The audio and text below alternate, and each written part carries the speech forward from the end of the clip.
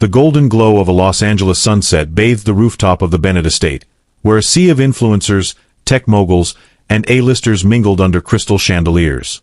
Naomi Bennett, 38, stood at the center of it all, her sleek black gown shimmering as she raised a champagne flute. Her tech empire, Novacore, had just secured a $2 billion contract to expand AI infrastructure across Africa, and tonight was her victory lap. Her chestnut curls framed a face that radiated warmth and ambition, her hazel eyes catching the light as she toasted to a future without limits. Beside her, Carter Bennett, 40, flashed his signature megawatt smile, the kind that had once graced billboards before he traded modeling for a vague entrepreneur title. His tailored navy suit hugged his athletic frame, and his hand rested lightly on Naomi's waist, a picture-perfect pose for the drones buzzing overhead, capturing content for their 3.2 million Instagram followers. To the world, they were the ultimate power couple. Naomi, the brilliant visionary. Carter, her charming rock. Hashtags like hashtag Naomi and Carter and hashtag Billionaire love trended nightly. But beneath the polished facade, Carter's grip on Naomi's waist was a fraction too tight. As she spoke to the crowd, his jaw twitched, his eyes darting to the guests who barely acknowledged him. "Naomi, you're changing the world," a venture capitalist gushed, shaking her hand. Carter forced a chuckle, muttering, "Yeah, she's the star." No one caught the venom in his tone. Inside the mansion, away from the cameras, Naomi slipped into her office to review contracts. Carter followed, closing the door with a soft click. The room was a shrine to her success. Awards lined the shelves, a Forbes cover framed on the wall. He leaned against her desk, arms crossed. "You were amazing out there," he said, but his voice lacked warmth. "Africa, huh? Big move." Naomi glanced up from her laptop, smiling. "It's huge, Carter. This could redefine how we connect underserved communities. Imagine the impact." He nodded, but his eyes were on the Forbes cover. "Yeah, you're making history. Meanwhile, I'm just the guy holding your purse." She frowned, setting her laptop aside. "Carter, don't say that. We're a team. Always have been."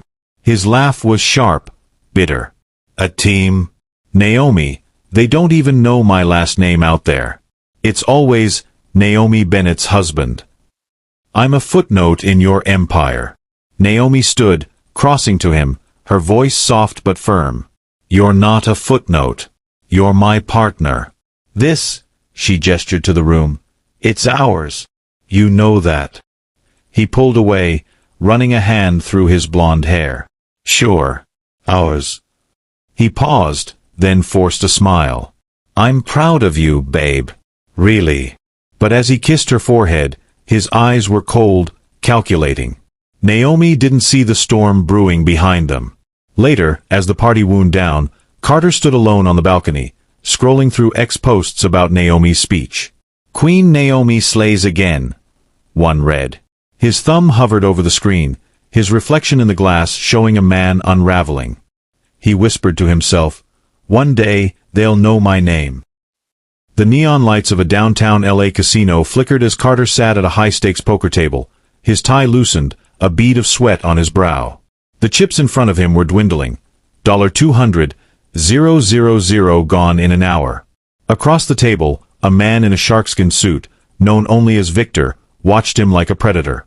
"You're in deep, Bennett," Victor said, his Russian accent thick. "Another loan? That's $5 million you owe me now." Carter forced a grin, tossing back a whiskey. "I'm good for it, Vic. Big deals coming through. Just need a little time."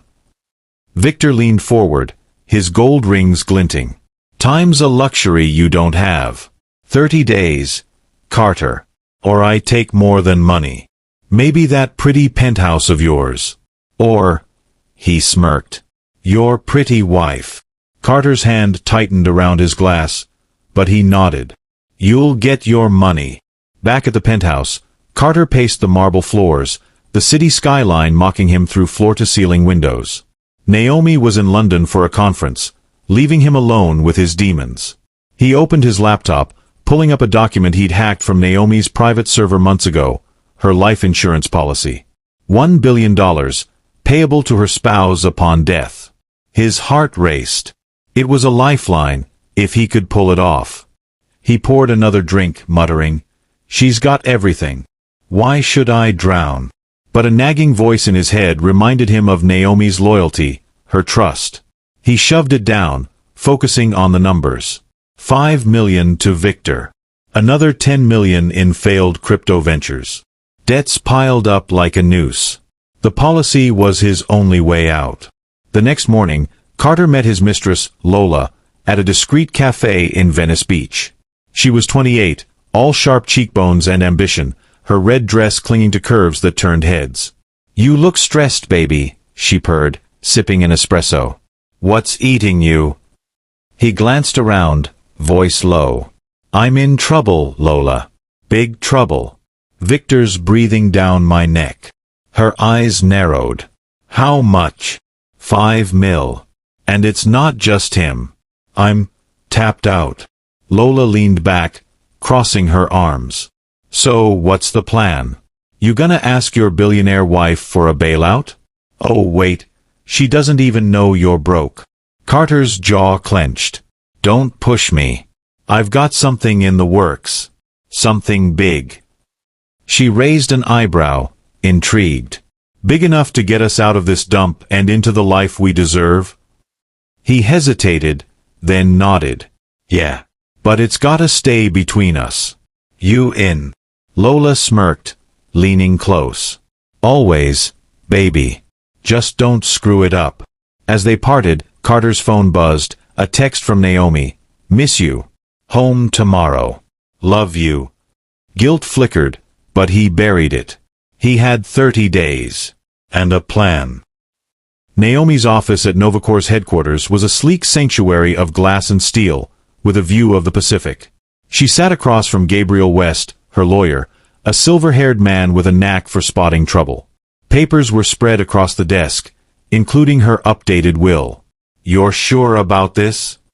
Gabriel asked, adjusting his glasses. "If anything happens to you, your entire estate goes to the Phoenix Foundation. Carter gets nothing." Naomi nodded, her expression resolute. "I love Carter, Gabriel, but I built this from scratch. If I'm gone, I wanted to help people, not fund someone's lifestyle. Besides, Carter's got his own ventures." Gabriel raised an eyebrow. "Does he?" "I've heard rumors." Naomi. "Failed investments. Shady partners. You might want to look into it." She waved a hand, dismissing the concern. "He's just finding his way. We all stumble." Renee, Naomi's assistant, knocked and entered, her tablet in hand. A petite woman with a sharp mind, Renee had been with Naomi for a decade. "Sorry to interrupt, but the board needs your sign-off on the Africa deal. Also," she hesitated, glancing at Gabriel, "Carter's been asking about your schedule. Wanted to know when you'd be at the lawyer's." Naomi frowned. "That's odd. He knows I'm swamped." Renee exchanged a look with Gabriel. "Naomi, he's been off lately. Last week, I caught him in your office, looking through your files. Said he was organizing." Naomi laughed, but it was strained. "Carter? Organizing? That's a first." She sighed, rubbing her temples. "He's probably just stressed. I'll talk to him." Gabriel leaned forward. "Naomi, listen to Renee. Trust your instincts. If something feels wrong." "It's fine," she cut in, her voice firm. "Carter's my husband. I know him." But as she said it, a shadow of doubt crossed her face. That night, at home, Naomi found Carter in the living room, scrolling through his phone. "Hey," she said, sitting beside him. "Renee mentioned you were looking for me today. Everything okay?" He didn't look up. "Yeah, just curious about your day. You're always so busy." She touched his arm. "I'm never too busy for you. You know that, right?" His eyes met hers, and for a moment, she saw something dark, resentment, maybe. Then he smiled. "Of course, babe. Just miss you, that's all." Later, as Naomi slept, Carter slipped into her office. He'd seen the will on her desk earlier, the one leaving him nothing.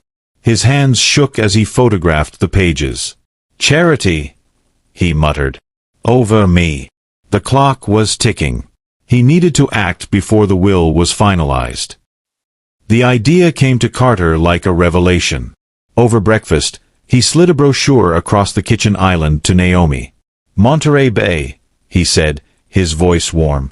"Cliffs, ocean, just us. A second honeymoon. What do you say?" Naomi's eyes lit up, the stress of weeks melting away. "Carter, that sounds perfect. We need this." He grinned, leaning in to kiss her. "I knew you'd love it. I booked a villa, private, right on the cliffs. We leave Friday." She laughed, wrapping her arms around him. "You're full of surprises." But as she hugged him, Carter's smile faded. The villa was real, but so was his plan. Monterey's cliffs were remote, rugged, perfect for an accident. He'd scouted the trails on a solo trip weeks ago, noting the spots where the edge dropped sharply to the sea. No cameras, no witnesses. Just him and Naomi. Friday arrived, and they drove up the coast, the Pacific sparkling under a cloudless sky. Naomi leaned her head against the window, humming to the radio. "This feels like when we first met," she said. "Remember that road trip to Big Sur?" Carter kept his eyes on the road. "Yeah. Best days of my life." His voice was steady, but his knuckles were white on the wheel. At the villa, Naomi gasped at the view. Waves crashing against jagged cliffs, the horizon endless. "It's magical," she whispered, stepping onto the balcony. Carter watched her, his heart pounding. She was so trusting, so unaware. It made it easier, and harder. That night, over candlelit dinner, Naomi reached for his hand.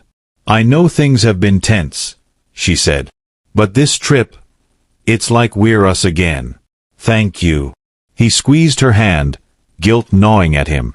"Anything for you," he said, and for a moment, he almost meant it. But Victor's deadline loomed. 5 million. 30 days. He had no choice. The next morning, Carter suggested a sunrise hike. "There's a trail with an insane view," he said, packing a drone. "We'll get some epic shots for the gram." Naomi laughed, tying her hiking boots. "You and your drones. Fine, let's make it viral." As they walked, Carter's pulse raced. The trail narrowed, the cliff's edge looming. He was so close. The Monterey Cliffs were a jagged scar against the dawn, the sky bleeding pink and gold. Naomi stood near the edge, her windbreaker flapping as she posed for Carter's drone. "Is this good?" she called, laughing as the wind whipped her hair. "Perfect!" Carter shouted, fiddling with the drone's controls.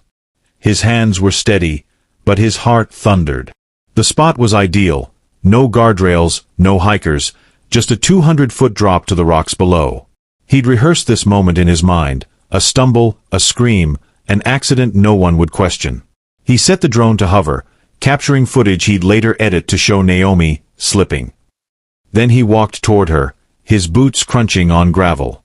"Babe, come a bit closer to the edge," he said, voice casual. "The light's better." Naomi glanced back, hesitating. "It's pretty steep, Carter." He smiled, the picture of reassurance. "I've got you. Just one step." She trusted him. That was her mistake. She edged closer, the sea roaring below. Carter's pulse spiked. He lunged, his hands slamming into her back with a force that surprised even him. Naomi's scream pierced the air as she plummeted, her body vanishing into the mist. For a moment, Carter stood frozen, the drone still buzzing overhead. Then he snapped into action, ripping his shirt, scraping his hands on rocks to look disheveled. He dialed 911, his voice breaking as he sobbed. "My wife, she fell. We were hiking, and she just... Oh God, help." Rangers arrived within an hour, their radios crackling as they searched the cliffs. Carter sat on a boulder, head in his hands, playing the devastated husband. "We were just taking photos," he told a ranger, tears streaming. "She was right there, and then She was gone. The ranger nodded, sympathetic. "We're doing everything we can, Mr. Bennett. The currents are strong here. We may not find her." Carter nodded, hiding his relief. The drone footage was his alibi, blurry enough to suggest an accident, clear enough to show Naomi at the edge. He'd upload it to X later, captioned, "My heart is broken. My Naomi." As the Rangers searched, Carter drove back to the villa, his hands shaking. He poured a whiskey, staring at the ocean. "It's done," he whispered. "I'm free." But 200 feet below, Naomi wasn't dead. Clinging to a jagged outcrop, her body battered, she gasped for air. Blood trickled from a gash on her forehead, her ribs screaming with every breath. The waves had spared her, tossing her onto a narrow ledge. She didn't know how she'd survived, but she knew one thing: Carter had pushed her. And he'd pay. The Monterey Bay cliffs loomed like silent sentinels, their jagged edges cloaked in dawn's mist. Below, the Pacific roared, its waves a relentless hymn of chaos. Naomi Bennett, presumed dead, clung to a narrow ledge, her fingers bloodied from gripping jagged rocks. Her windbreaker was torn, her face streaked with dirt and blood from a gash above her brow. Every breath was fire, broken ribs, she guessed, from the fall. Her mind replayed the moment, Carter's hands on her back, the betrayal in his eyes. She wasn't just fighting gravity now, she was fighting for vengeance. A faint shout broke her daze. "Anyone down there?" The voice was gruff, weathered. Naomi's heart leapt. She tried to scream, but her throat was raw, producing only a rasp. Summoning her strength, she banged a rock against the cliff. The sound echoed faintly. Above, Elias Cole, a reclusive fisherman with a grizzled beard and eyes like the sea, peered over the edge. His small boat bobbed below, tethered to a rocky outcrop. He'd seen something, a flash of color against the rocks, and ignored his usual instinct to avoid trouble. "Hold on," he called, rigging a rope from his pack. Years at sea had made him deft.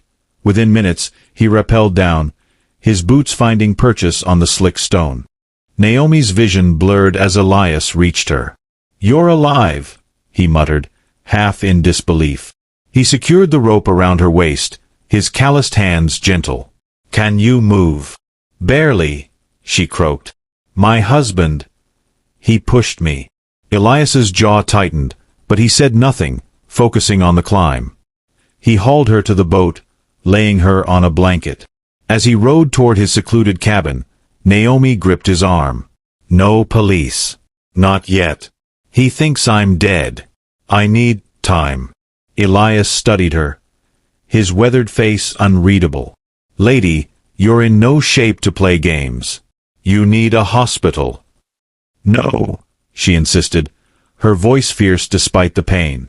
"He'll find me. I need to disappear. Please." Something in her eyes, raw determination, made Elias nod. "All right. But you're staying with me till you're steady. Name's Elias." She hesitated, then whispered, "Maya. Call me Maya Cole." It was the first step in her rebirth. At Elias's cabin, a weathered shack tucked in a cove, his daughter, Sarah, a former nurse, took over. Sarah, 30, had her father's sharp eyes but a softer edge. She cleaned Naomi's wounds, bandaging her ribs. "You're lucky," Sarah said, handing her a mug of tea. "A fall like that should have killed you." Naomi stared into the mug, her hands trembling. "Luck had nothing to do with it. I have to make him pay." Sarah exchanged a glance with Elias, who leaned against the doorframe. "Revenge is a heavy load," he said. "You sure you're ready to carry it?" Naomi's eyes hardened. "He took everything. My trust, my life. I'm not just carrying it, I'm building it." That night, alone in a cot, Naomi clutched a borrowed notebook, scribbling her first plan. Stay hidden. Gather strength. Strike when he least expects. The woman Carter thought he'd erased was alive, and she was coming for him. Los Angeles buzzed with grief.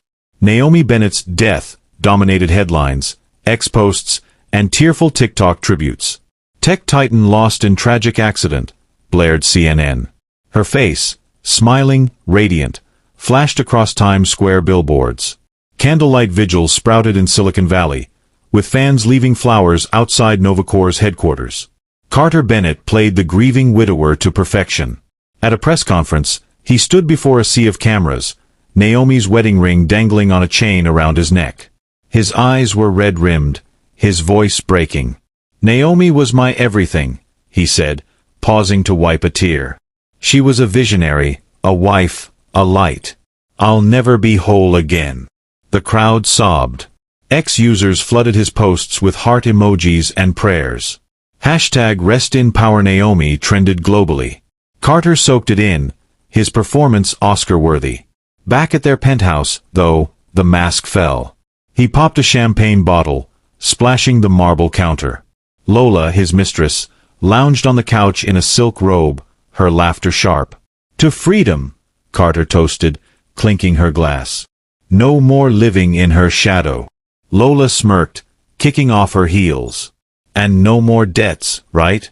You're liquidating her accounts already." Carter nodded, scrolling through his phone. "Started this morning. Offshore accounts, stocks, millions. Victor's off my back by next week."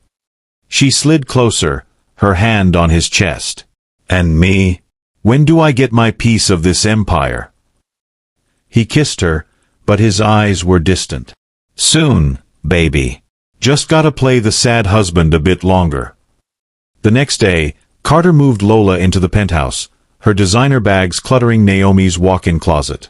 He hosted a memorial party for Naomi's elite circle, but it was a sham, catered by Michelin chefs, with Dom Perignon flowing. Guests whispered about his quick recovery, but Carter didn't care. He was untouchable. At the party, he cornered a Novacore board member, Derek Voss, over cigars.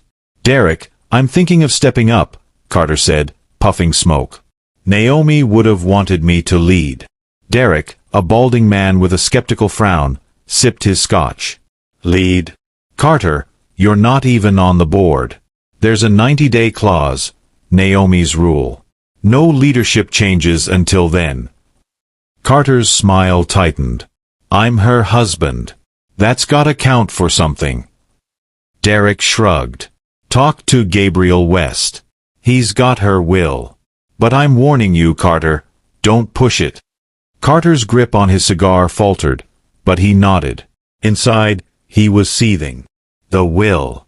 The clause. Naomi was still controlling him from the grave, or so he thought. Gabriel West's office was a fortress of mahogany and law books, perched high in a Century City skyscraper. As Naomi's lawyer, he'd seen her rise from startup dreamer to billionaire. Now, with her death, he was her last line of defense. He sat across from Renee, Naomi's assistant, his fingers steepled. "Carter's moving too fast," Gabriel said, sliding a folder across the desk. "He's liquidating assets, filing for control of her estate. I blocked him, her will isn't finalized, and that charitable clause is ironclad."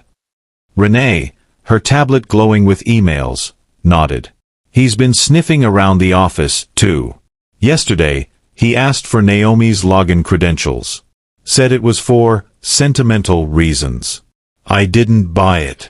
Gabriel's eyes narrowed. "He's desperate. I checked his financials, discreetly. Failed crypto deals, loans from some nasty players. He's drowning." Renee leaned forward, her voice low. "Gabriel, what if it wasn't an accident? The cliff, the drone footage, it's too convenient. Naomi was careful. She wouldn't just fall." He sighed, rubbing his temples. "I've thought the same. But we need proof. The police ruled it an accident based on Carter's video. We'd need something concrete to reopen the case." Renee's phone buzzed, an alert from Novacore's IT team. "Hang on," she said, scanning the message. "Someone tried to access Naomi's private server last night. Failed, but they left a digital fingerprint." Gabriel's pulse quickened. "Carter. Or someone he hired," Renee said. "I'm locking down the system, but we need to move fast." That evening, Carter met a hacker named Zane in a dive bar in East LA. Zane, a wiry 20-something with a laptop covered in stickers, slid into the booth. "You want Naomi Bennett's files?" Zane asked, cracking his knuckles. "That's a tall order. Her security's military grade." Carter slid an envelope of cash across the table. $10,000 now, 10 more when you get me those files. I need her will, her accounts, everything. Zane pocketed the cash, smirking. Rich guy in a rush. All right, I'm in. But if I get heat, you're on your own. Carter leaned close, his voice cold. Just do it. And keep your mouth shut. Back in his car, Carter gripped the wheel, his mind racing. Gabriel was a problem. Renee was too nosy. And the board was stalling. He needed those files to secure the fortune before anyone connected the dots. One step at a time, he muttered, pulling into traffic. Naomi's gone. This is mine now. Elias's cabin was a sanctuary of weathered wood and salt air, hidden in a cove where the world couldn't reach. Naomi, now Maya, sat by a cracked window, her journal open. Her ribs ached less each day, thanks to Sarah's care, but the emotional wounds were raw. She wrote, "Carter didn't just push me off a cliff. He pushed me out of my life. I'll take it back, piece by piece." Sarah entered, carrying a tray of soup and bandages. "You're looking stronger," she said, checking Naomi's stitches. "But you're still pushing too hard. Rest, Maya." Naomi managed a smile. "Rest isn't my style. I need to be ready." Sarah sat, her gaze steady. "Ready for what? You keep saying you'll make him pay, but you're one woman against a man who thinks he got away with murder. What's the plan?" Naomi closed her journal, her voice low. "I built a billion-dollar company from nothing. I know how to play the long game. First, I heal. Then, I watch. Carter's greedy. He'll make mistakes. When he does, I'll be there." Elias, chopping wood outside, overheard through the open window. He stepped in, wiping sweat from his brow. "You're talking like a general, Maya. But revenge ain't a straight line. What if he comes for you again?" Naomi's eyes blazed. "He won't know I'm coming. I'm a ghost now. And ghosts don't lose." Sarah frowned, but Elias nodded, a flicker of respect in his eyes. "All right, ghost. You need anything? Money, a phone, a way out, you tell us. We're not your army, but we're not turning you over either." Over the next weeks, Naomi rebuilt herself. She jogged the beach at dawn, her muscles protesting but growing stronger. She meditated, channeling rage into focus. Sarah taught her basic self-defense, how to break a hold, how to strike. One night, over a fire, Naomi shared a piece of her past. "I trusted him," she said, staring into the flames. 10 years. I thought we were forever. How do you miss something like that?" Sarah, sipping whiskey, shrugged. "Love blinds you. But you're seeing clearly now. That's what matters." Elias tossed a log into the fire. "Man like that? He's got no soul. You don't just beat him, you outsmart him." Naomi nodded, her resolve hardening. She wasn't just healing, she was forging a weapon. Her first move was close, she could feel it. Zane's apartment was a chaos of monitors and energy drink cans, the glow of code illuminating his face. He'd cracked Naomi's server after 3 sleepless nights, bypassing Novacore's firewalls with a custom exploit. The files downloaded, her will, account details, even encrypted emails. "Jackpot," he muttered, zipping the data onto a drive. He met Carter at a deserted parking lot at midnight, the city humming in the distance. Carter, in a black hoodie, snatched the drive. "This better be everything," he growled. Zane shrugged. "It's all there. But you're sloppy, man. Their IT team's already sniffing around. I left a trace, couldn't help it. Cover your tracks." Carter's eyes narrowed. "You said you were clean." "I said I'd get the files," Zane snapped. "Clean costs extra. Pay up, and I'm gone." Carter tossed him another envelope, then drove off, the drive burning a hole in his pocket. At the penthouse, he plugged it in, scanning the will. The charitable clause was real. Naomi's fortune was untouchable unless he could contest it. He slammed his fist on the desk. Damn you, Naomi. Meanwhile, Renee sat in Novacore's IT room, a tech named Priya at her side. The breach came from an external IP, Priya said, her screen flashing code. Amateur move, they didn't mask it well. I've locked the server, but they got some files. Renee's stomach churned. Can you trace it? Working on it, Priya said. But Renee, this feels personal. Whoever did this knew exactly what to target.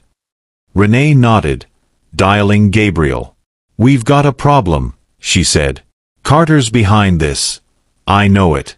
We need to protect Naomi's legacy.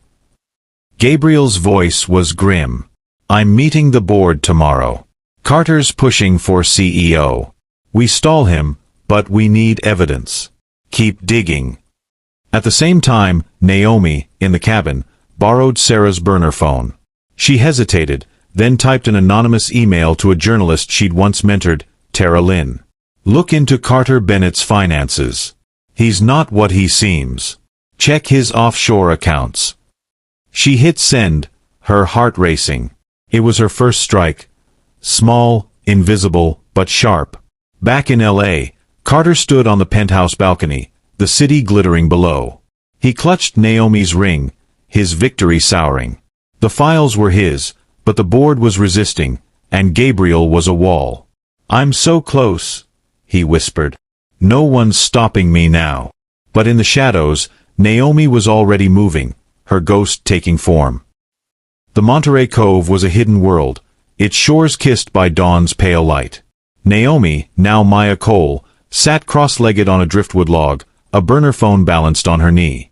Her ribs still ached, but her mind was sharp, honed by weeks of planning. She wore a borrowed flannel shirt, her chestnut curls tucked under a baseball cap, her face unmarked by makeup but fierce with purpose. The ocean roared, a reminder of the cliff she'd survived. Today, she'd strike her first blow. Using Sarah's encrypted Wi-Fi, Naomi drafted an anonymous email to Tara Lynn, a journalist of the Chronicle known for her dogged exposés.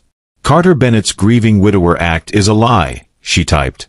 Check his offshore accounts in the Caymans. Look into his spending since Naomi's death.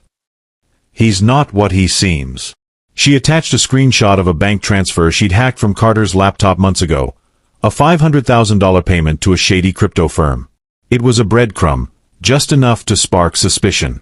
She hit send, her pulse racing. Your move, Carter, she whispered, pocketing the phone. Back at Elias's cabin, Sarah brewed coffee, her eyes on Naomi. You're playing with fire, Maya, she said, sliding a mug across the table. If this journalist digs too deep, Carter might trace it back to you. Naomi sipped the coffee, her gaze steady. He won't. I'm a ghost, Sarah. No one's looking for a dead woman. Elias, cleaning his fishing gear by the door, grunted. Ghost or not, you're poking a snake. What's next? Naomi opened her journal, its pages filled with timelines and notes. Tara's article will plant doubt. People will start watching Carter, his spending, his moves. He'll get sloppy. When he does, I'll hit harder. Sarah leaned forward, her voice soft but firm. And if he doesn't? Maya, you're betting everything on him screwing up. What if he's smarter than you think? Naomi's eyes darkened. He's not. I know him, every flaw, every crack. Greed's his weakness. It always was. That evening, Tara's article dropped online. Too fast, too soon? Carter Bennett's lavish life after Naomi's death raises questions. It cited anonymous tips about Carter's Cayman accounts and his sudden purchases, a yacht, a private jet lease. X exploded, with hashtag Carter Bennett sucks trending by midnight. Naomi watched from her burner phone, a faint smile curling her lips. The world was turning against him, and he didn't even know she was pulling the strings. Naomi's next move required an ally, someone she could trust with her life, and her secret. She chose Malik Hunter, her ex-fiancé and a Pulitzer-nominated investigative journalist based in San Francisco. They'd parted ways a decade ago, before Carter, when Naomi's ambition outpaced their quiet love. But Malik had always been her rock, the one who saw her strength before the world did. Using a payphone in a nearby town, Elias drove her to avoid digital traces. Naomi dialed Malik's private number, her heart pounding. He answered on the third ring, his voice warm but guarded. "Hunter." "Malik, it's me," she said, her voice low. "Naomi." Silence. Then, "Naomi's dead." "Who is this?" "It's me," she insisted. "I'm alive. Carter pushed me off a cliff in Monterey. I survived, but he thinks I'm gone. I need your help." Another pause, heavy with disbelief. "If this is a prank, it's sick. Prove it." She swallowed, recalling a memory only they shared. "When we were 25, we snuck into that vineyard in Napa. You stole a bottle of Merlot, and we drank it under the stars. I said I'd build an empire someday. You said you'd write my story." Malik exhaled sharply. "Jesus. Naomi. Where are you?" "Not over the phone," she said. "Meet me at the old pier in Half Moon Bay. Tomorrow, midnight. Come alone." The next night, Naomi waited in the shadows of the pier, her cap pulled low. Malik appeared, his tall frame silhouetted against the moonlight, his dreadlocks tied back. He scanned the darkness, then froze as she stepped forward. "Naomi," he whispered, his eyes wide. "How?" She pulled him into a hug, her voice breaking. "I'm sorry I didn't call sooner. I couldn't risk it." He held her at arm's length, studying her scars, her hollowed cheeks.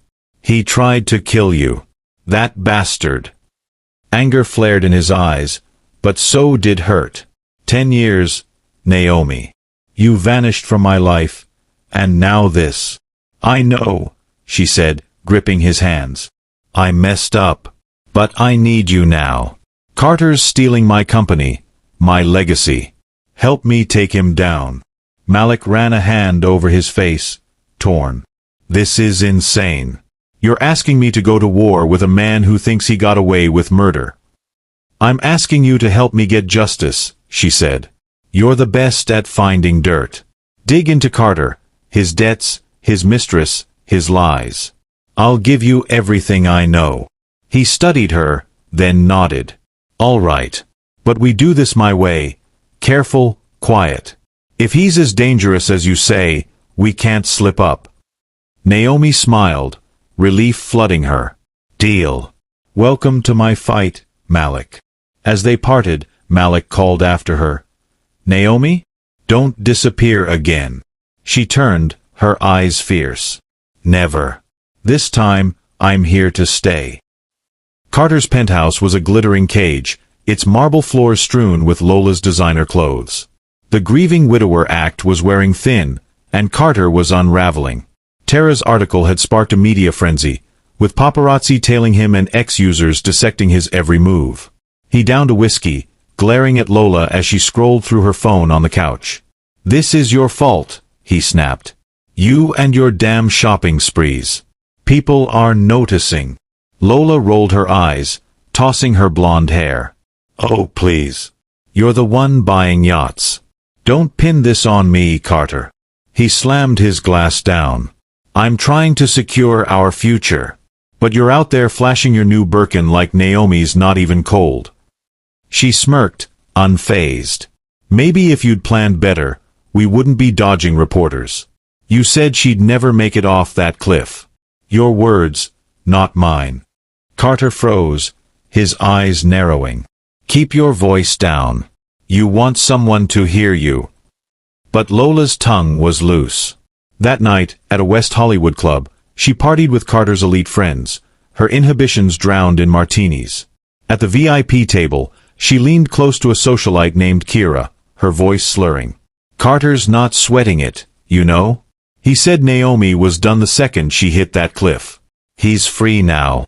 Kira, a gossip with a knack for drama, discreetly hit record on her phone. "Wait, what?" "He said that." Lola giggled. oblivious. Oh, yeah. Planned it all. Now he's got her money, her penthouse, and me. The clip spread like wildfire, landing in a private ex-gossip group by morning. Renee, who lurked in such circles for intel, saw it first. Her heart raced as she played the video, Lola's words crystal clear. She called Gabriel immediately, her voice urgent. You need to hear this. Lola just spilled everything. Naomi might be alive. I feel it. Gabriel, in his office, listened to the clip, his jaw tight. This is huge, Renee. But it's not enough for court. We need corroboration, documents, witnesses. Keep that video safe. Renee nodded, saving the file to an encrypted drive. I'm digging deeper. If Naomi's out there, she's watching. I know it. At the penthouse, Carter woke to a flood of X notifications. The clip was everywhere, with users tagging him, murderer. What did Lola mean? He threw his phone against the wall, screaming at Lola. What the hell did you do? She shrank back, hungover and terrified. I don't know. I was drunk, Carter. He grabbed her shoulders, his voice low. Fix this, or you're out. I didn't come this far to lose everything because of your big mouth. But the damage was done. The world was watching, and Naomi's ghost was closing in. Novacor's boardroom was a sleek arena of glass and steel, overlooking Silicon Valley's sprawl. The board, 10 executives in tailored suits, sat around a mahogany table, tension thick as Carter stood at the head, pitching his case for interim CEO. Naomi trusted me, he said, his voice smooth despite the sweat on his brow. I know her vision. Let me carry it forward. Derek Voss, the board's chair, leaned back, skeptical. Carter, you're not a tech guy. Naomi's clause mandates a 90-day wait. Why the rush? Carter forced a smile, hiding his panic. Because Novacor needs stability now. The markets are shaky, investors want leadership. Before Derek could respond, an assistant burst in, holding a tablet. Mr. Voss, you need to see this. A new investor just bought 18% of our shares through an LLC called Phoenix Rising. The room erupted in murmurs. Carter's face paled. Who's behind it? He demanded. The assistant shook her head. Anonymous. But they've got voting power to block any CEO appointment. Unbeknownst to all, the investor was Naomi, operating as Maya Cole. From Elias's cabin, she'd used a secure laptop to funnel funds from a hidden Swiss account, one Carter never knew about, into the LLC. She'd worked through a trusted broker, ensuring her identity stayed buried. The 18% stake was her checkmate, stopping Carter's power grab cold. Back in the boardroom, Carter's composure cracked. This is a stunt, he shouted. Someone's trying to sabotage me. Derek raised an eyebrow. Or protect Naomi's legacy. We're tabling your proposal, Carter. This LLC changes everything. Carter stormed out, his phone buzzing with X alerts about Lola's clip. In his car, he called Zane, the hacker. Find out who's behind Phoenix Rising, he growled. I don't care what it costs. Zane, holed up in his apartment, sighed. You're a magnet for trouble, man. I'll try, but anonymous LLCs are a black hole.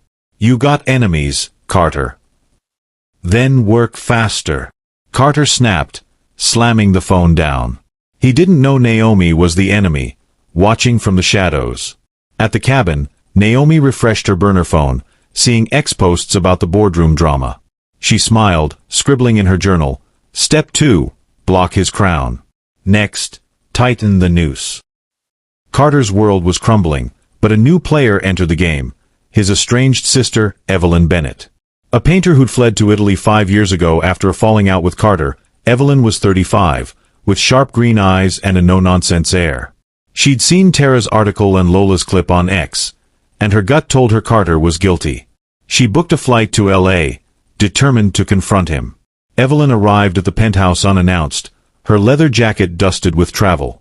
Carter opened the door, his face a mix of shock and irritation. Evelyn, what the hell are you doing here? She pushed past him, eyeing Lola's shoes strewn across the floor. Nice setup, brother. Naomi's barely gone, and you're living like a king.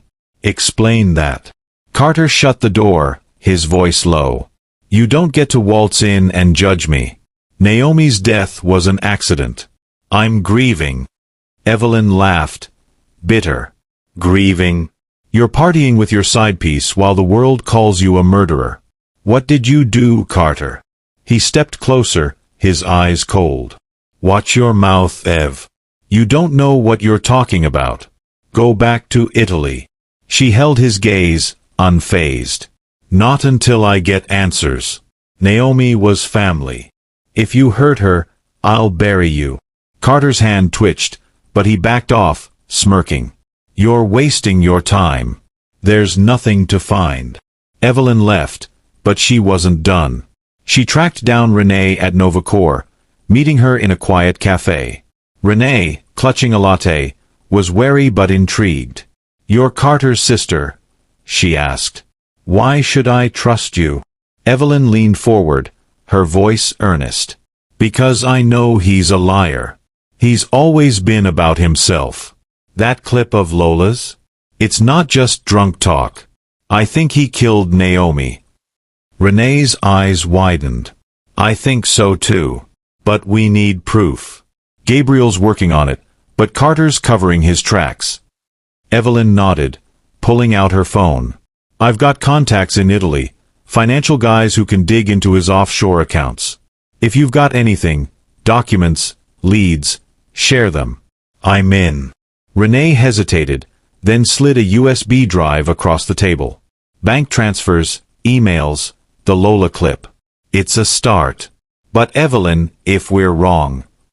We're not, Evelyn said, pocketing the drive. Naomi deserves justice. Let's give it to her. Unbeknownst to them, Naomi watched their meeting from across the street, disguised in a hoodie. She'd tailed Evelyn, sensing an ally. Seeing her join Renee, Naomi smiled. Her army was growing, and Carter's empire was cracking. The Monterey Cove was a world apart, its salt-streaked air carrying whispers of Naomi's rebirth. Now fully healed, Naomi, still Maya Cole, stood on the beach, her burner phone buzzing with Malik Hunter's latest report. Carter was cracking under pressure. Lola's viral clip, Tara's articles, and the mysterious Phoenix Rising LLC had him paranoid, lashing out at allies. Naomi knew it was time to tighten the noose. She devised a trap to catch Carter's confession on record. Using her Swiss account, she arranged a fake investment meeting at the opulent Hotel Azure in San Francisco, posing as a representative of Phoenix Rising. The bait. A $500 million stake in Novacor, enough to tempt Carter's greed. Malik, her ex-fiancé and investigative journalist, was her eyes and ears, setting up hidden cameras in a suite across the hall. At Elias's cabin, Naomi briefed Sarah and Elias over a flickering fire. Sarah, rebandaging a fishing cut on her hand, frowned. You're walking into the lion's den, Maya. If Carter suspects anything, he won't just talk, he'll fight. Naomi's eyes glinted. That's what I'm counting on. He's desperate. Desperate men talk too much. Elias, whittling a piece of driftwood, grunted. You're betting he'll spill his guts on camera. What if he smells a setup? He won't, Naomi said, unfolding a blueprint of the hotel suite. I've studied him for years. Flatter his ego, dangle money, and he'll sing. Malik's cameras are state-of-the-art, 4K, audio, the works. One slip, and he's done. Sarah leaned forward, her voice soft. And you're not just Maya anymore. You're going back into his world. Are you ready to face him? Naomi's jaw tightened. I've been ready since the moment he pushed me. This isn't about fear, it's about justice. The next evening, Naomi, disguised in a tailored black suit and a blonde wig, arrived at the Hotel Azure as Elena Voss, Phoenix Rising's envoy. Her heart pounded, but her face was a mask of calm. Malik, stationed in the adjacent suite, texted, "Cameras live. Mix hot. You've got this." Carter arrived at the suite, his navy suit crisp but his eyes bloodshot from sleepless nights. Naomi, as Elena, greeted him with a cool smile. "Mr. Bennett, thank you for coming. Phoenix Rising sees potential in Novacor, and in you." Carter's ego flared, his posture relaxing. "Smart move. I'm the one who can steer this company forward. Naomi's gone, but I'm her legacy." They sat at a glass table, a decanter of whiskey between them.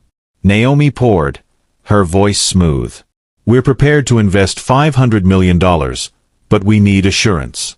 Rumors are swirling, your wife's death, your spending. Some say you're opportunistic." Carter's smile faltered, but he leaned forward, sipping the whiskey. "Rumors are noise. Naomi's death was a tragedy. I'm just picking up the pieces."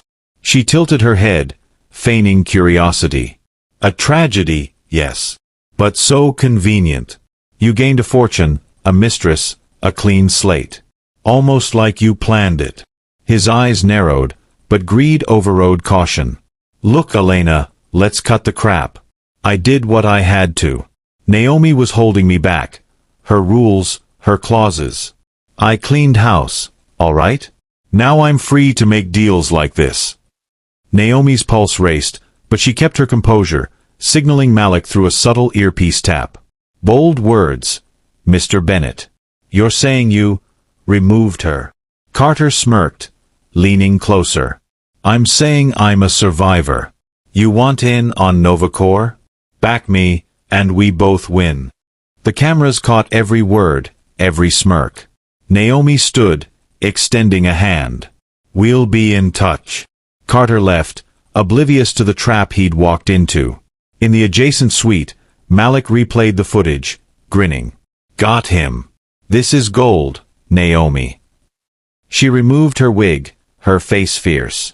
"It's not gold. It's his noose." Novacor's boardroom was a fortress of glass, its view of Silicon Valley a testament to Naomi's empire. Today, it was a stage for her resurrection. The board, media, and investors packed the room, their murmurs a low hum. Carter sat at the head, pitching his CEO bid, unaware of the storm about to break. Naomi's trap had worked, Malik's footage was cued, and her allies were ready. Outside, Naomi stood in a private elevator, her reflection sharp in a tailored emerald dress. Her scars were hidden under makeup, her chestnut curls cascading. She was no longer Maya Cole, she was Naomi Bennett, reborn. Renee, her assistant, met her at the elevator, tears in her eyes. "You're really here," Renee whispered, hugging her. "I knew you weren't gone." Naomi squeezed her hand. "Thank you for believing. Now, let's end this." The boardroom doors swung open, and Naomi strode in, her heels clicking on the marble. Gasps rippled through the room. Carter's face drained of color, his chair scraping as he stood. "Naomi," he stammered. "No, you're dead."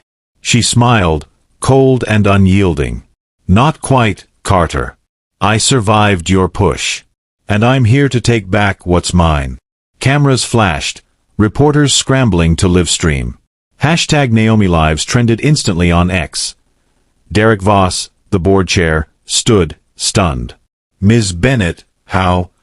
"I'll explain everything," Naomi said, her voice commanding. "But first, you need to see who Carter really is." She nodded to Renee, who connected a laptop to the projector. Malik's footage played, Carter's confession in the hotel suite, his smirk as he bragged about cleaning house. The room erupted. Board members whispered, investors clutched their phones, and Carter's knees buckled. "This is a setup," he shouted, pointing at Naomi. "She's lying. She's not real." Naomi stepped closer, her eyes locked on his. "I'm very real, Carter. And you're very finished. I'm pressing charges, attempted murder, fraud, conspiracy. The police are waiting outside." Carter lunged toward her, but security grabbed him, cuffing his wrists as he screamed, "You can't do this!" The board watched in stunned silence as he was dragged out, his empire crumbling in real time.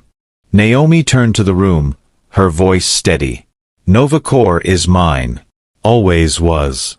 We move forward, stronger, together. The applause was deafening, but Naomi's heart was with the next battle, the courtroom. The world exploded with Naomi's return. Her face was everywhere: CNN, X, TikTok, even Times Square billboards. "Billionaire survives murder attempt," screamed headlines. Podcasts dissected her story, from the cliffside betrayal to her boardroom comeback. X users coined hashtag #SheRoseAgain, with fan art and memes of Naomi as a phoenix soaring from ashes. Her Instagram, dormant since the accident, surged to 10 million followers overnight, flooded with messages: "Queen, you're our hero." Naomi, holed up in a secure Novacore suite, watched the frenzy on a laptop. Malik sat across from her, scrolling X. "You're a legend," he said, grinning. But Carter's fighting back. His PR team spinning it, says you faked your death to frame him. Naomi's eyes narrowed. "Let him try. The truth's on my side." Renee burst in, holding a tablet. "You need to see this. Carter's doing a live interview on primetime tonight in an hour. He's claiming you're unstable, that you set him up."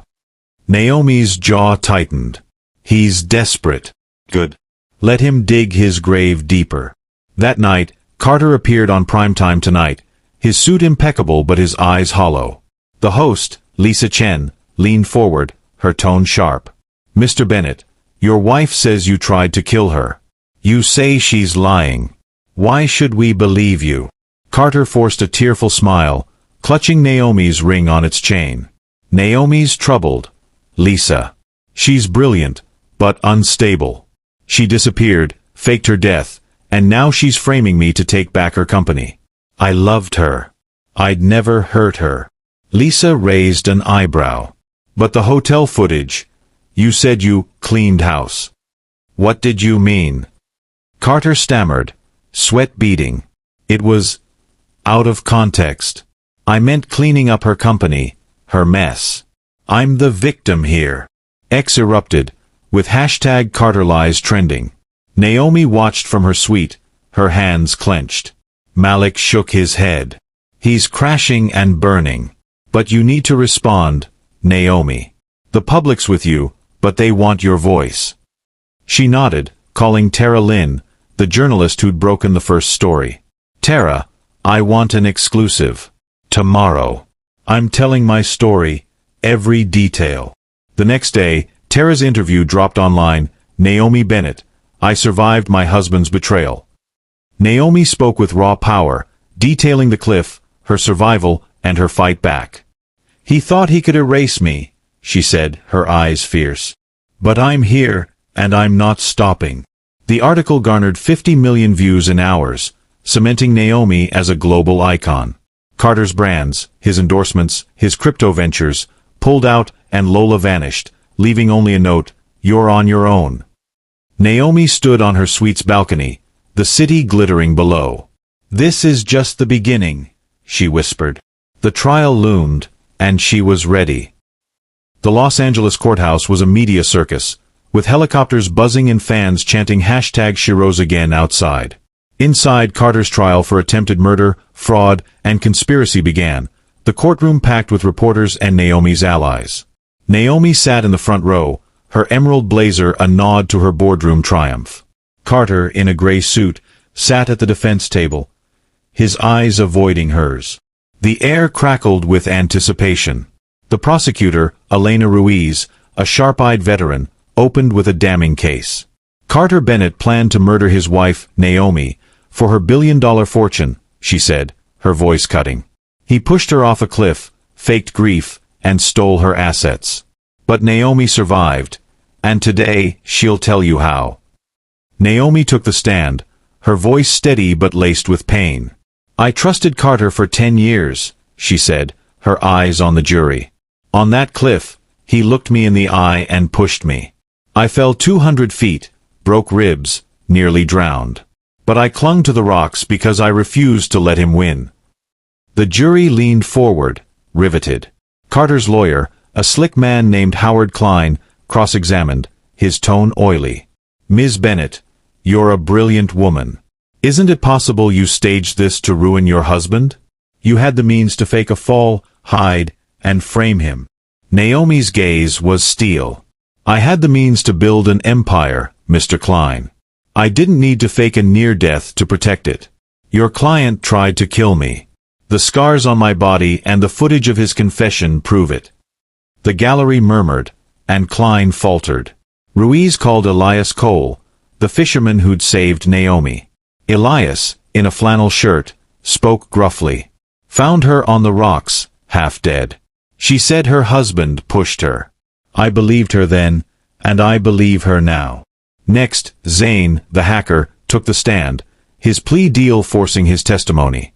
Carter paid me to steal Naomi's files, her will, her accounts, he said, avoiding Carter's glare. He wanted control, fast. The day's bombshell was Lola, subpoenaed and trembling. Carter told me he'd handle Naomi, she whispered, her voice breaking. He said the cliff was his way out. Carter snapped, leaping from his seat. She's lying, he screamed, as bailiffs restrained him. Ruiz presented Naomi's bloodied scarf, recovered from the cliffs, a relic Carter thought the sea had claimed. He stared at it, his face crumpling, his facade shattered. Naomi met his eyes across the courtroom, her expression unyielding. You underestimated me, she mouthed, silent but searing. The trial was far from over, but Carter's fate was sealed in the court of truth. The Los Angeles courthouse was a fortress under siege, its steps swarmed by reporters, ex-live-streamers, and fans waving #ShaRoseAgain banners. Inside, the trial of Carter Bennett reached its climax. The courtroom, a wood-paneled arena, buzzed with tension as the jury filed in after 3 days of deliberation. Naomi sat in the front row, her emerald blazer a symbol of her rebirth, her hazel eyes fixed on Carter. He sat at the defense table, his once charming face haggard, his gray suit wrinkled from sleepless nights. The judge, a stern woman with silver hair, banged her gavel. Has the jury reached a verdict? The foreperson, a middle-aged teacher, stood, her voice steady. We have, Your Honor. On the charge of attempted murder, we find the defendant, Carter Bennett, guilty. On the charge of fraud, guilty. On the charge of conspiracy, guilty. Gasps erupted. Carter's head dropped, his hands gripping the table as if to anchor himself. His lawyer, Howard Klein, whispered urgently, but Carter didn't respond. Naomi exhaled, a weight lifting. Justice wasn't just a word now, it was real. The judge turned to Carter. Mr. Bennett, your actions were calculated and heinous.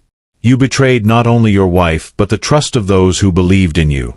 I sentence you to 35 years in prison without the possibility of parole. Carter surged to his feet, cuffs clanking. This is a lie, he shouted, pointing at Naomi. She framed me. You can't do this. Bailiffs dragged him toward the exit, his screams echoing. Naomi met his gaze, her expression unyielding. You did this to yourself, she said, her voice low but cutting. The courtroom doors slammed shut, silencing him. Outside, Naomi faced a sea of cameras, flanked by Renee and Gabriel West, her lawyer. Microphones thrust forward as reporters shouted questions. Naomi, how do you feel? One asked. She paused, the wind catching her curls. I feel free, she said, her voice steady. Carter took my trust, my safety, but not my strength. Today, justice spoke for every woman who's been silenced. The crowd cheered, ex-live streams capturing every word. #NaomiWins trended globally, with millions sharing her quote. Renee squeezed her arm, whispering, You did it, boss. Naomi smiled faintly. We did it. That night, at a secure Novacor suite, Naomi met Malik Hunter, her ex-fiancé and ally. Over coffee, he raised a mug. To you, Naomi. The comeback queen.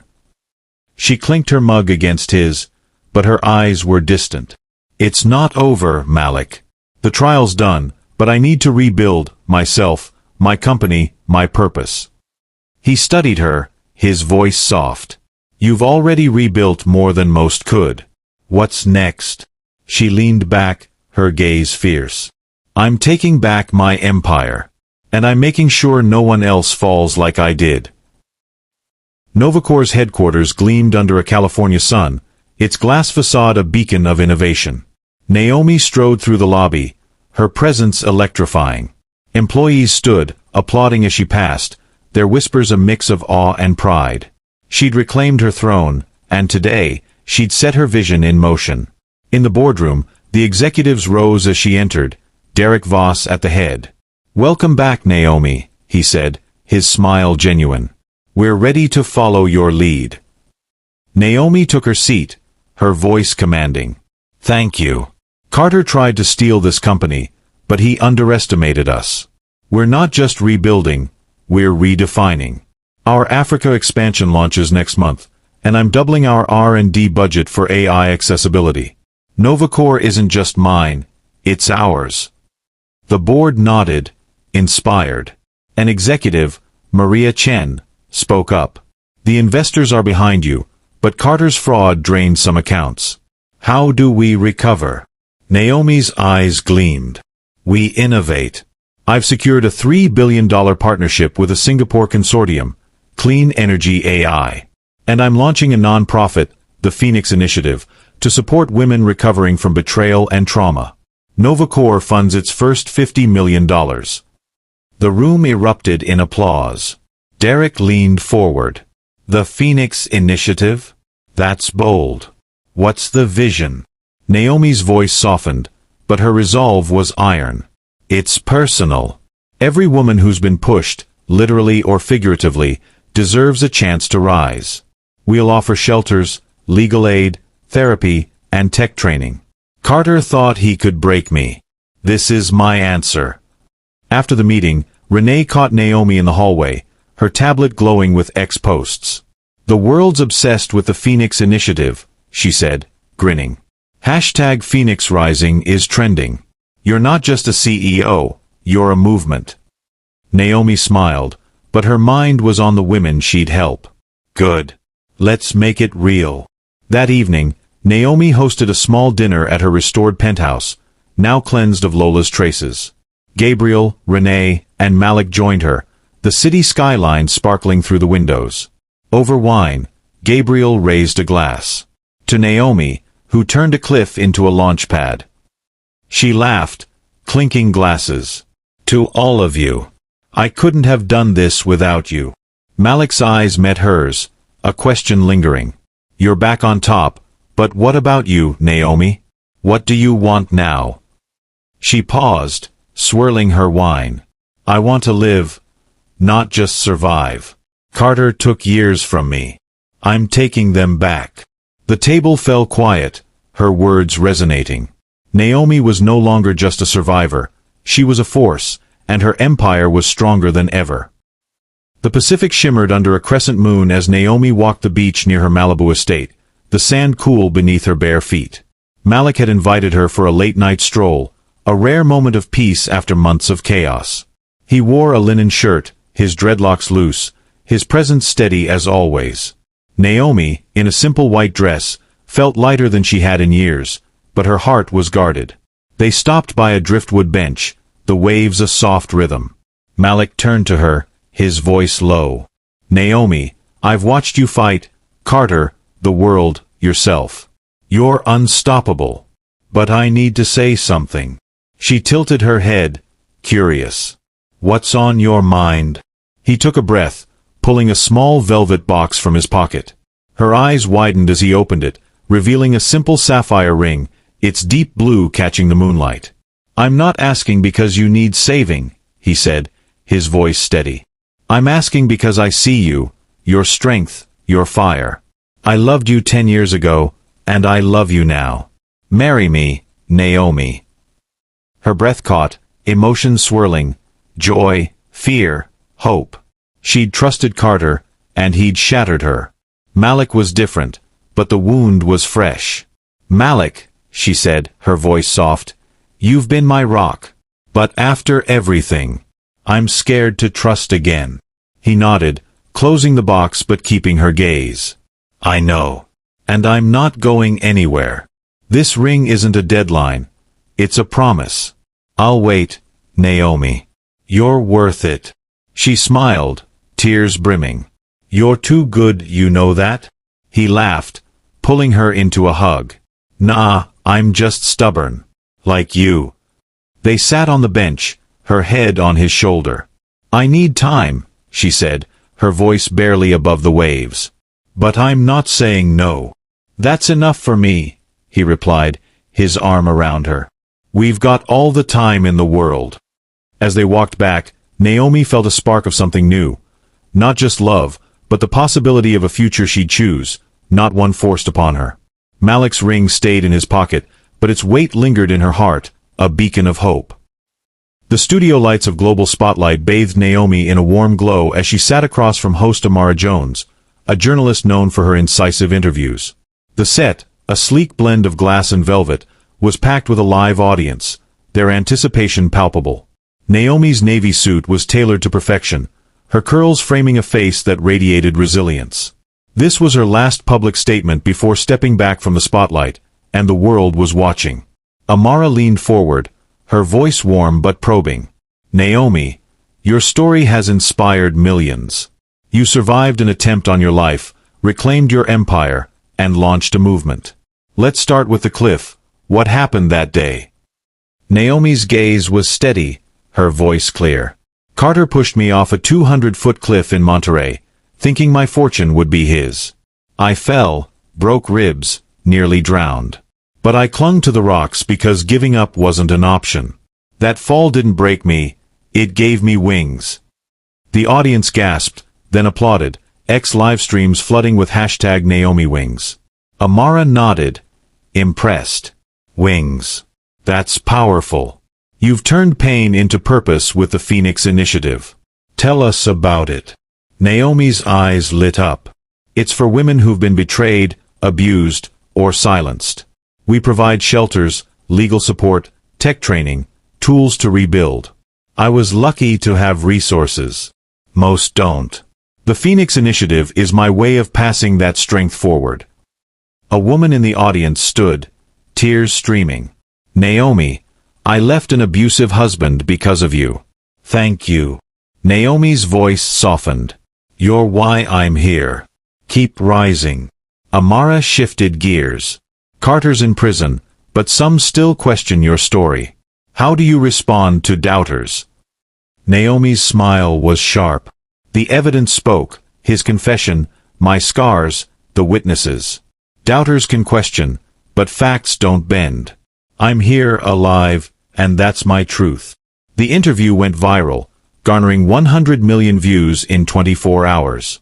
Hashtag Naomi Wings became a mantra, with women worldwide sharing stories of survival. At her penthouse, Naomi watched the clips, Malik at her side. You changed the game, he said, squeezing her hand.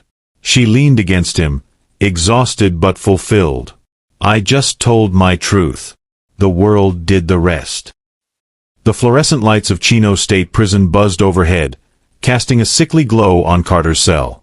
The once charismatic model-turned-murderer sat on a thin mattress, his orange jumpsuit a stark contrast to his former tailored suits. The walls were scrawled with graffiti, the air heavy with the stench of sweat and despair. Carter's blonde hair was greasy, his eyes hollow.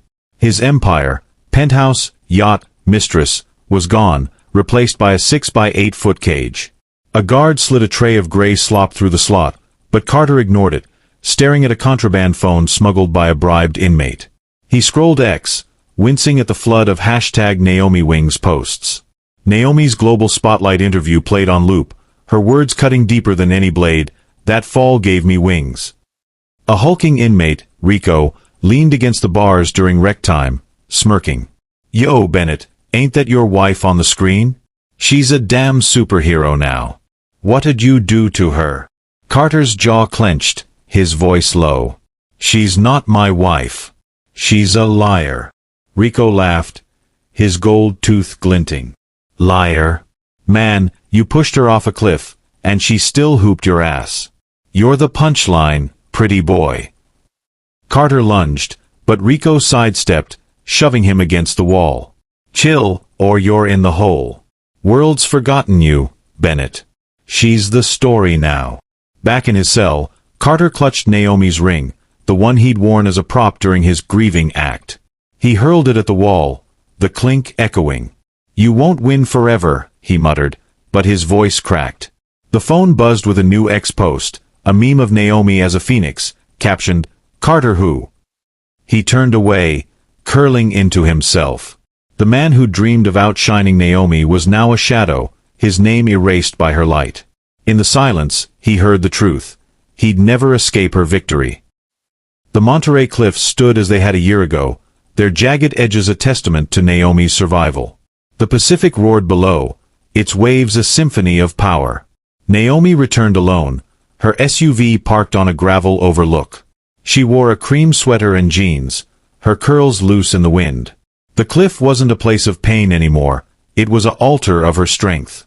She walked to the edge, the same spot where Carter had pushed her. Memories flooded back, his hands, her scream, the fall. But they didn't break her now. She knelt, placing a single white lily on the ground, a symbol of peace, not mourning. "This is for the woman I was," she whispered. "And the one I've become." The wind carried her words, and she stood, her gaze on the horizon. The world had changed since that day. Carter was in prison, Novacor was thriving, the Phoenix Initiative was saving lives. But this moment was for her, a reclaiming of the place that nearly ended her. Her phone buzzed, a text from Malik. "You okay out there?" She smiled, typing back, "Better than okay. I'm whole." A lone hiker, a young woman with a backpack, approached cautiously. "Are you Naomi Bennett?" she asked, her eyes wide. Naomi nodded, her smile warm. "I am." The hiker's voice trembled. "Your story saved me. I left my abuser last month. I'm starting over because of you." Naomi took her hand, her voice steady. "You saved yourself. Keep going. You're stronger than you know." The hiker left, tears in her eyes, and Naomi turned back to the cliff. She spread her arms, the wind lifting her sweater like wings. "This time, I choose," she said, her voice rising over the waves. "I'm the one who jumps." She didn't leap, but the words were her leap, a declaration of freedom. As the sun dipped below the horizon, painting the sky in gold, Naomi walked back to her car, her steps light. The cliff was no longer her grave, it was her birthplace. "I'm glad you made it to the end. I hope you enjoyed the story."